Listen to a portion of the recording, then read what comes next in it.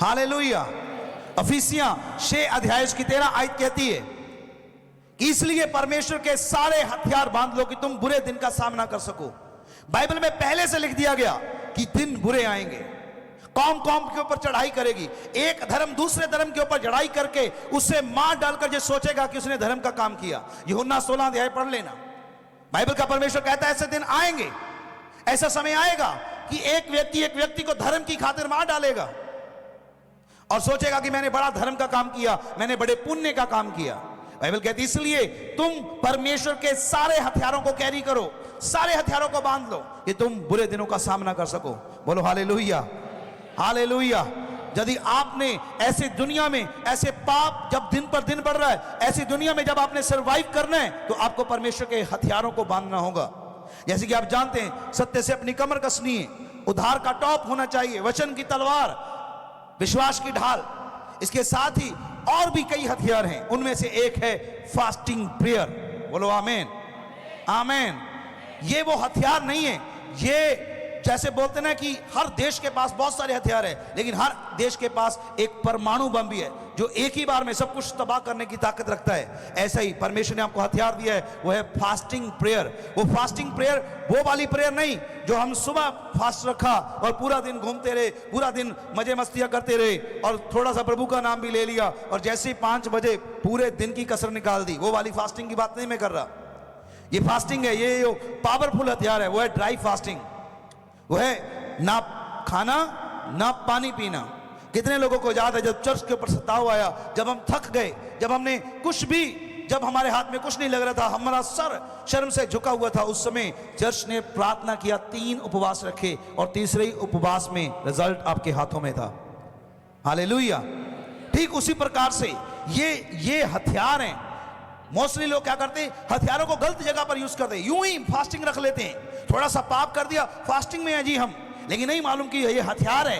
ये तब इस्तेमाल करना जब युद्ध लगा हो, जब आप अपनी लाइफ में सरवाइव कर रहे हो सकता है आप बिजनेस लाइफ में, हो सकता है कि आपकी फाइनेंशियली आप स्ट्रगल कर रहे हैं, आप हथियार को यूज ही नहीं कर रहे।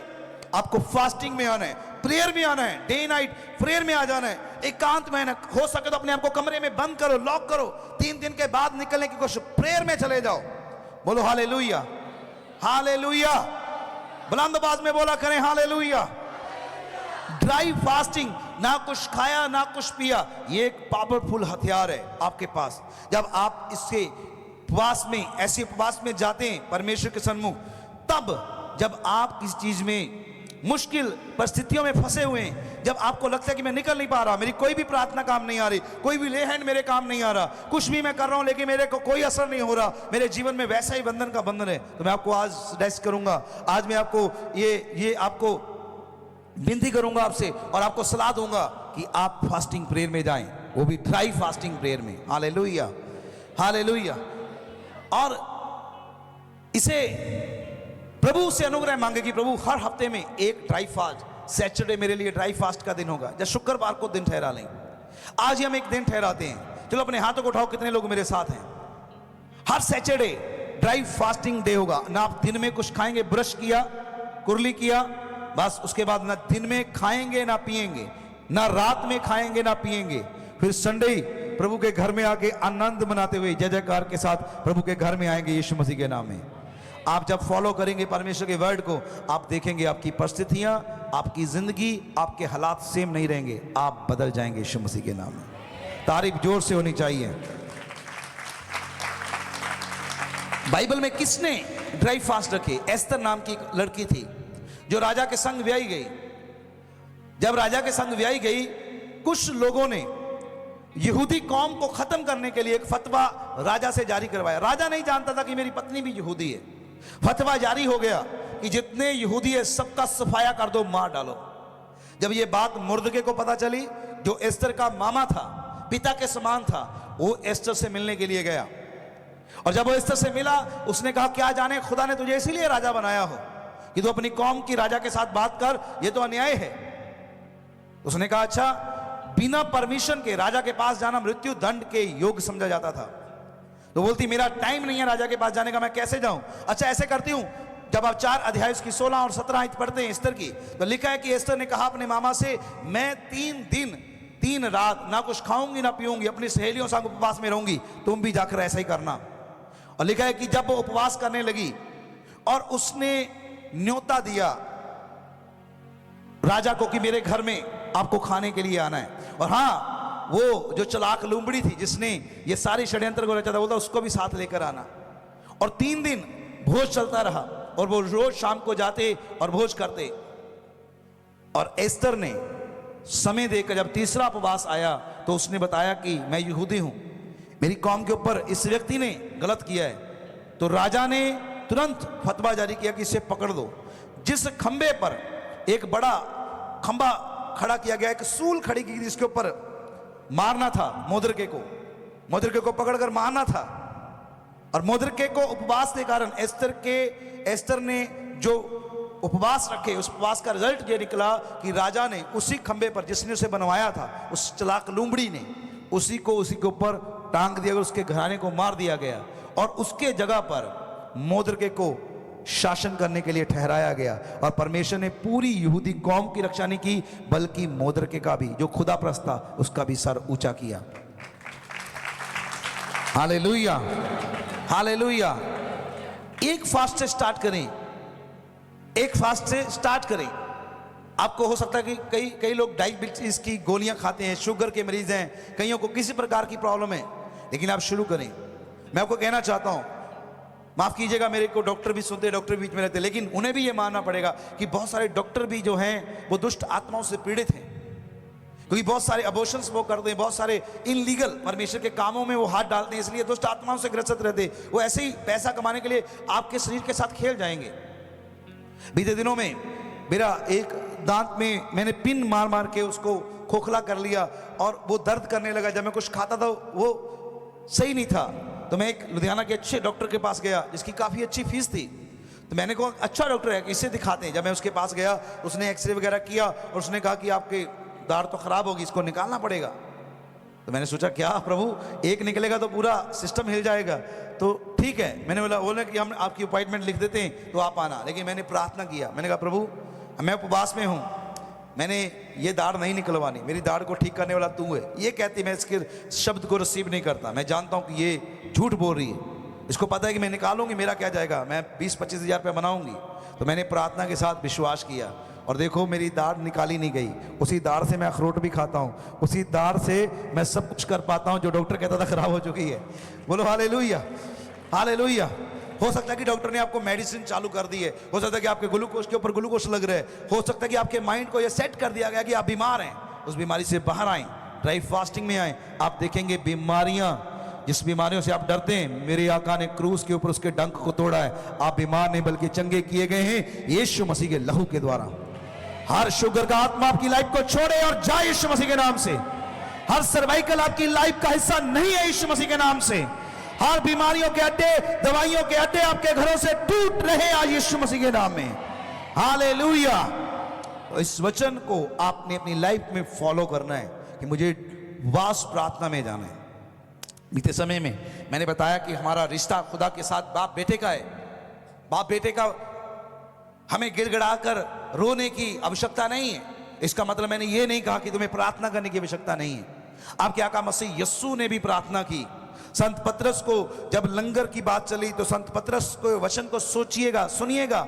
आत्मा से भरा हुआ पतरस क्या कहता है? कहता हम खाना खिलाने की सेवा नहीं करेंगे, हम तो प्रार्थना और वचन की सेवकाई में लगे रहेंगे। क्या लिखा है? प्रार्थना और वचन की सेवकाई। प्रार्थना करना एक सेवकाई है। प्रॉब्लम यह है कि हम प्रार्थना अपने लिए करते रहते हैं, लेकिन प्रार्थना करने के तरीके हमें जब समझ में आएंगे, जब हम आत्मा में बड़े हो जाएंगे, जब हम बच्चे नहीं रहेंगे, फिर हम अपने लिए प्रार्थना नहीं करते।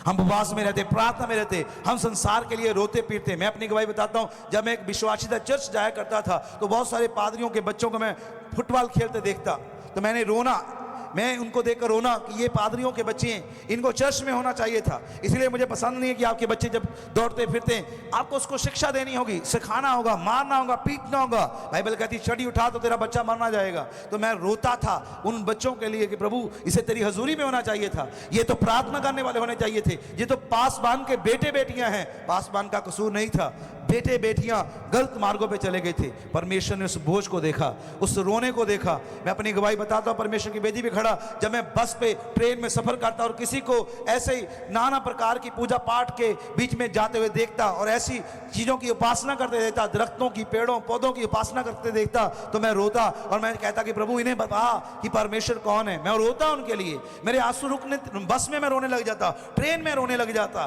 तो लोग मेरे साथ बैठे देखते कि ये क्यों रो रहा है, मेरे अंदर बोझ आ जाता था। तो उस बोझ को परमेश्वर ने देखा और परमेश्वर ने कहा कि तू इनके लिए खड़ा होगा। और परमेश्वर ने मुझे पासवान की जॉब पर खड़ा करके अपनी सेवकाई के लिए इस्तेमाल किया। आज हम लुधियाना शहर के सेंटर में किसी भी तरफ चले जाएं, चाहे इधर को जाएं, लेफ्ट राइट किधर भी चले जाएं, हर जगह हर गांव में परमेश्वर की दया से हमारे कलीसिया के लोग बैठे हुए हैं। हालेलुया, दाढ़ियां निक्कियां ते फिक्कियां हैं, बोलो हालेलुया, हालेलुया, हालेलुया। जब आप प्रार्थना में आते हैं, परमेश्वर आपको भी सेव करता है और आपके ऊपर प्रकट करता है। ये ऐसा नहीं है कि आपने घर बैठे प्रार्थना किया और आपको आया जी मैं सेवा करूंगा। सेवा ऐसे नहीं है। सेवा की शुरुआत आपकी चर्च से होती है। यदि आपको परमेश्वर ने सेवक, प्रॉफिट, पास्टर, अपोस्टल करके बुलाया है, तो उसका साइन होगा कि आप अपनी चर्च को भर देंगे। आपका मस्सा बताएगा कि आप ये काम कर रहे हैं, आपका कटोरा उमड़ जाएगा। ऐसा नहीं कि आप चर्च में एक भी व्यक्ति नहीं लेकर आए, बल्कि और दो चार खतर खराब ही कर दिए और आप कहें कि मैं भी पास्टर हूं, तो आप गलत दिशा में चले जाएंगे और बहुतों का न्याय आपके ऊपर आ जाएगा। बहुतों का न्याय, बहुत जो गलत दिशा में जाएंगे। बहुत सारी सेवकाइयां मेरे देखते देखते खड़ी हुई। मैंने उन्हें बताया कि ये सेवकाई परमेश्वर की ओर से नहीं है, तो उन्होंने कहा कि नहीं, मुझे रोआ आया है, मुझे परमेश्वर की आत्मा ने बताया है। बिना उपवास प्रार्थना के वो गलत दिशा में चले गए। मिस्ट्रियाँ शुरू हुई और ख़त्म भी हो गई। बाइबल कहती है जिस पौधे को मैंने लगाया नहीं उसे मैं बढ़ाऊंगा भी नहीं, और जिसे मैंने लगाया मैं उसे बढ़ाऊंगा भी और वो बना भी रहेगा। लाख आंधियां तूफान आए, लेकिन वो पौधा जिसकी जड़ यहोवा के हाथ में है वो कभी टूटता नहीं, वो बना रहता है। आंधियों तूफानों में भी वो लहराता और फल लेकर आता है यीशु मसीह के नाम में। हालेलुया। ये चर्च 10 बार बदली है, 10 बार इस चर्च का स्थान बदला है, 10 बार इस चर्च के ऊपर मुसीबतें आई हैं, नाना प्रकार की परेशानियां हैं, फिर भी चर्च लास्ट तक फुल है। इसका कारण यह है कि परमेश्वर ने यह सेवकाई को ठहराया है। हालेलुया। तो आज से आपने निर्णय लेना है कि मेरी जो सेवकाई है, सेवकाई खाली प्रचार करना ही नहीं है, दरी बिछाना, झाड़ू लगाना, हर प्रकार की सेवकाई है। सेवकाइयां कई प्रकार की हैं, प्रार्थना करना भी सेवकाई है। हालेलुया। परमेश्वर के भवन में आके प्रार्थना करना।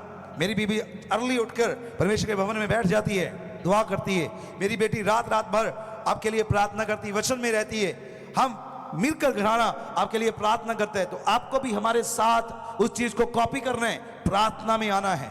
Hallelujah, hallelujah. लेकिन मैं आपको ये सिखा चुका हूं कि आपकी प्रार्थना भिखारी की प्रार्थना नहीं, आपकी प्रार्थना अधिकार की, राजा की और बेटे की प्रार्थना होनी है यीशु मसीह के नाम में। Hallelujah, hallelujah. अब्बा पिता से मांगना है, उसे पिता कहकर संबोधित करना है, बार बार उसे कहना है कि तू मेरा पिता है। नहीं कहना कि हे परमेश्वर, कहना है हे पिता। यीशु ने कहा उसे प्रार्थना करो हे पिता कहकर। आपने इस अधिकार को लेना है। जब आप अंगीकार करते हैं, जब अपने मुख से ये अप्लाई करते हैं, वास प्रार्थना सहित जब आप कहेंगे हे पिता, तो आपकी प्रार्थना रॉकेट की तरह स्वर्ग लोक में होगी यीशु मसीह के नाम में, और उत्तर हाँ और आमीन में होगा यीशु मसीह के नाम में। Hallelujah, hallelujah. बाइबल कहती है, जब आप प्रेरितों के काम 13 अध्याय पढ़ते हैं, लिखा कि कलीसिया में बहुत सारे नबी थे। कलीसिया में थे भाई साहब, कलीसिया में बहुत सारे नबी थे, प्रेरित थे, उपदेशक भी थे, कलीसिया में थे। वो एक झुंड में रहते थे। तब वो उपवास सहित प्रार्थना कर रहे थे। कैसे प्रार्थना कर रहे थे? मेरे साथ रहिए मिलके। कैसे कर रहे थे? उपवास सहित प्रार्थना कर रहे थे। उन्होंने प्रार्थना के जीवन को अपनाया। उपवास सहित वो प्रार्थना कर रहे थे और पवित्र आत्मा उनके ऊपर उतरा और नबूवत हुई कि मेरे लिए पौलुस और बरनबास को अलग कर दो। और परमेश्वर की आत्मा ने पौलुस और बरनबास को अलग किया और लिखा फिर प्रेरितों ने उनके ऊपर हाथ रखे, उन्हें मस्सा किया और भेजा कि जाओ अब यीशु के नाम से तुम आज से पास्टर हो, आज से तुम प्रचारक हो। और जब वो गए, बाइबल कहती है जाते ही पहला शॉट मारा, एक व्यक्ति आड़े आ रहा था परमेश्वर के, उसने कहा तू आज अंधा हो जाएगा। तुरंत वो अंधा हो गया और समझ गया कि मस्सा काम कर रहे, अनॉइंटिंग काम कर रही है। उसने कहा सॉरी प्रभु, शायद ऐसा कहा होगा कि आज के बाद मैं आंखों को बंद नहीं करूंगा, मैं खोलूंगा अंधों की आंखों को, मेरे मस्सा बंद करने के लिए, खोलने के लिए दिया गया। शायद पौलुस की वो गलती रही होगी कि उसने एक व्यक्ति को अंधा कर दिया। लेकिन अगले ही चैप्टर में जब आप प्रेरितों का 14 अध्याय में जाते हैं, लिखा है कि जन्म से लंगड़ा वहां लेटा हुआ था। उसने उसकी ओर टकटकी लगाकर देखा और कहा कि तेरे अंदर लुस्रा गांव में कि तेरे अंदर चंगा होने का विश्वास है, उठ और खड़ा हो। लिखा है कि वो लंगड़ा जो जन्म से लंगड़ा था, लगभग 40 वर्ष से लंगड़ा था, उठा और चौंकड़ियां बांधने लगा और दौड़ने लगा यीशु मसीह के नाम में। उसके बाद वो रुका नहीं। हालेलुया। पूरी बाइबल लिख डाली, ऐसी पत्रियां, ऐसे खत लिख दिए कि आज तक उसमें इतने रहस्य हैं कि आप समझ नहीं पाएंगे। इतना आत्मा से भरे हुए खत, एक चिट्ठियां आत्मा से भरी हुई। बाइबल में 14 खत पौलुस के मिलते हैं। कारण क्या? मस्सा काम कर रहा था। आज एक व्यक्ति उठेगा और कहेगा, मैं भी खुद से डिक्लेयर कर देगा कि मैं, जब आपके ऊपर मस्सा होगा, हम एक पिता होने के नाते, एक पास्टर होने के नाते, दुनिया भर के जितने भी पास्टर हैं उनकी नज़र आपके ऊपर होती है, आपके चाल चलन के ऊपर होती है। वो आपको देखते हैं, खाली परमेश्वर ही नहीं देखता, वो आपके ऊपर नज़र होती है कि आपके ऊपर कौन सा मस्सा काम कर रहा है, कौन सी सेवकाई में आप आगे बढ़ सकते हैं। और हर पिता की ये इच्छा रहती है कि आप आत्मा में बढ़ें और फलवंत हो जाएं। हालेलुया। यदि आप भी अपने जीवन में आत्मिक उन्नति को चाहते हैं, यदि आप भी चाहते हैं कि आप भी आत्मा में हाई लेवल पे जाएं, आपको भी परमेश्वर इस्तेमाल करे, तो आपको पहले कलीसिया झुंड में रहते हुए ईमानदार होने का प्रूफ देना पड़ेगा कि प्रभु मैं ईमानदार हूं, क्योंकि खुदा ईमानदारों का खुदा है। आपने दिखाना होगा कि मैं अपना टाइथ देने में ईमानदार हूं, मैं चर्च समय पर आने के लिए ईमानदार हूं, मैं ईमानदार हूं हर बंदगी को अटेंड करने के लिए, मैं ईमानदार हूं अपनी सेवा के लिए। मेरी सेवकाई बजाने की है, मेरी सेवकाई गाने की है, मेरी सेवकाई सिर्फ खड़े रह के ताली बजाने की। मैं ईमानदार हूं अपनी सेवकाई में। एक व्यक्ति मेरे पास आया, बोला पास्टर मेरा मस्सा कर दीजिए, मैंने सेवकाई करनी है। मैंने कहा ठीक है, लेकिन तूने रीलें नहीं बनानी। बोला ठीक है जी, मस्सा कर दो। बंदों का पता नहीं उसने बचाए कि नहीं बचाए, लेकिन रीलें खूब बना रहा है अभी भी। तो कैसे? क्योंकि अनआज्ञाकारी वचन को तोड़ना अपने ऊपर श्राप को लाने का कारण होता है। सेवकाई की जिंदगी बहुत कठिन है। ये दूर से बड़ी सॉफ्ट लगती है, बड़ी अच्छी लगती है। हाँ जाना है, प्रार्थना करना है और सब हो गया, बस ठीक है। गाने वाले गाना गाएंगे, 2-4 वचन बोलेंगे, प्रार्थना करेंगे, दैट्स इट, हो गया। सेवकाई ऐसी नहीं है। सेवकाई मस्सा, अभिषेक, और आपको फिर चलना होता है उसी धागे, उसी नक्के से निकलना पड़ेगा जहां से प्रभु ने कहा कि सुई के नक्के से ऊंट का निकलना, ऊंट निकल सकता है कि नहीं, अमीरों का निकलना वहां से मुश्किल है। प्रभु आपको उस नक्के से फिर पार करता है, जहां से ऊंट निकल सकता आपको वो पार करता है। फिर बोलो हालेलुया, हालेलुया। बस प्रार्थना जब आप करते हैं, जब आप प्रेयर में आते हैं, ट्राई फास्टिंग में आते हैं, प्रभु इन बातों के भेद आपके ऊपर प्रकट करता है। सबसे पहली बुलाहट, सबसे पहली कॉलिंग आपकी मेरी ईमानदार होने की है, विश्वासी होने की है। क्योंकि कलाम कहता है कि वो ईमानदारों का खुदा है, वो विश्वासियों का खुदा है। विश्वासी ईमानदार, ये शब्द दो हैं लेकिन एक ही व्यक्ति के लिए यूज किए गए। वो ईमानदारों का खुदा है। आपको अपनी ईमानदारी दिखानी होगी कि मैं ईमानदार हूं। मेरा चर्च 5 बजे सुबह भी लगेगा, मैं 5 बजे चर्च में हूंगा, ये मेरी ईमानदारी है। बोलो हालेलुया, हालेलुया, हालेलुया। बुलंद आवाज में बोलिए हालेलुया। कितने लोग जो है आज से ईमानदार बनने जा रहे। पहली बुलाहट अपने हाथों को उठाएं। खुदाबंद यीशु, जितने लोगों ने ईमानदार होने के लिए अपने हाथों को उठाया, प्रभु मेरी प्रार्थना है अब्बा कि तेरा मस्सा इन्हें फॉलो करे, इनके ऊपर उतर आए और ये ईमानदार बने, क्योंकि आपका वचन कहता है ईमानदार स्वर्ग उठा लिए जाएंगे यीशु मसीह के नाम से। हालेलुया। दूसरी बुलाहट, जब आप उपवास प्रार्थना में रहते हैं तो दूसरी बुलाहट आपके आती है एक डीकन की। मेरे साथ रहिए। कौन सी? मेरे साथ रहिए। डीकन। बोलिए क्या? डीकन बोलते सेवादार, वॉलंटियर। डीकन ऐसे ही नहीं है कि आप यहां पर धर्मी का चोला पहन के बैठे और कुछ आइडियो पे मुझे ब्लॉक कर मारा है कि मेरा पास्टर मुझे देखना ले और वहां पे ठुमके चल रहे हैं। ऐसा नहीं है। डीकन, बाइबल कहती है, पढ़ के देखिए तीमुथियुस की पत्री में, डीकन पहले परखे जाएं, क्योंकि डीकन एक सेवकाई का अगला स्टेप है। विश्वासी के बाद व्यक्ति वॉलंटियर बनता है, डीकन बनता है कि मुझे सेवादार बनना है। फिर जब आप सेवा में आ गए, जब आपने यूनिफॉर्म पहन ली, जब आप फौजी की यूनिफॉर्म पहन लेते हैं ना, फिर आपको फौज में अलाउ नहीं है, आपकी फिर ट्रेनिंग शुरू हो जाती है। और ट्रेनिंग ही मुश्किल होती है, याद रखिएगा। Hallelujah, hallelujah. वो कहते ना कि लेफ्ट राइट लेफ्ट राइट। किसी देखा पुलिस वाले को सड़क में लेफ्ट राइट करते?